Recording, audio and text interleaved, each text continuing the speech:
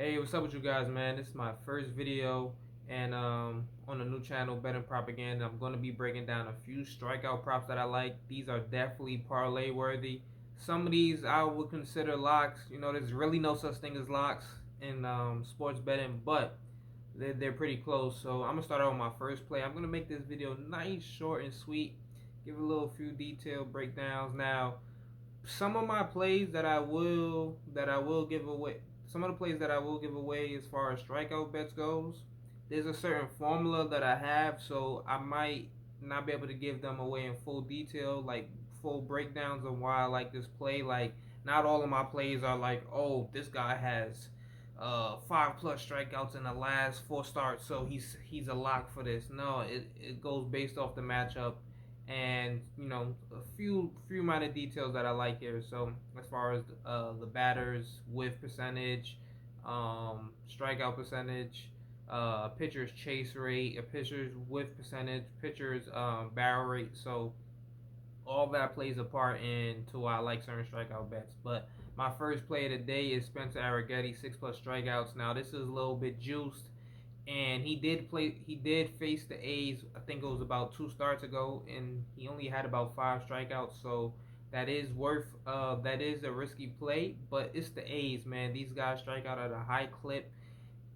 Practically at least 7 of these guys in the lineup have like a 28 to 35% whiff percentage. So I love attacking the A's, especially when it's a pitcher like Arrighetti, who has filthy stuff. Now he's not the most consistent. He has gotten shelled a lot. He has like a 7. He has an ERA above 7. So just letting you know he's not really that. He doesn't really have that.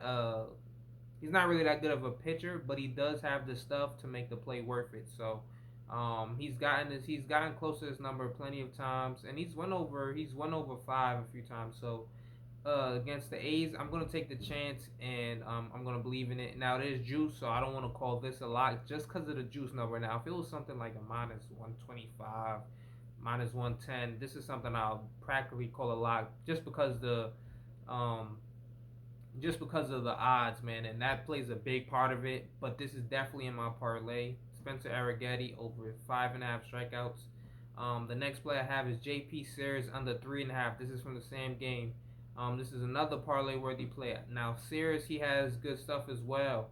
But a lot of his strikeouts have come to lefties. He only has about a 14% strikeout rate to righties, and the Astros have thrown 7 righties at him today. And this is a lineup already that doesn't strike out that much, and you can tell by this number at 3.5. So it's definitely worth a risk to put in a parlay. Now, me personally, I don't like straight betting 3.5 unders on 3.5 too often, because I just feel like pitchers usually luck into 2 to 3 strikeouts. So if there's ever a situation where it's a pitcher friendly or this guy's just got somebody completely frozen. Like he's striking out guys like Altuve and Bregman, guys who rarely ever strike out. Now, if you see him striking out those guys, that's probably 2 right there. And then of course they got the 2 lefties in the lineup with Jordan and Kyle Tucker, who don't strike out as often. But at the end of the day, it's still a lefty matchup, and Sears is pretty good. So I wouldn't consider this a lock, just merely a parlay play, but I like it. Got -104 odds. I wish it was plus money. The plus money would have made me definitely left this play, uh, just because of the odds. But we're gonna go on to the next play. Have Mitch Keller 5+ strikeouts, another juice play. A lot of these plays today are juice, and I mean that's for good reason. I usually don't just go after plays just because they're juice, but it's just some of these plays just have so much value that I have to take it. So Mitch Keller versus the Braves. Now the Braves have been whiffing a lot. Like practically their whole lineup, 7 of the 9 guys are above 25% whiff rate or higher. And Mitch Keller, now we all know his strikeout numbers have come down from last year, but he's still a guy with a 20% K rate, and he's still a guy who has stuff. Like he still has electric stuff, and it's always worth the shot when you get a low number like this, 5+. And this is probably a game with Mitch Keller. I can see Mitch Keller easily going for 6 innings. So If we possibly get 6 innings out of Mitch Keller, I think there's a high chance he gets 5 strikeouts. So I like it just because of his stuff and going up against the Braves team, who, yeah, their offense is still scary at times, but at the end of the day, they're still swinging and missing at a lot of pitches this year. So I love this matchup here.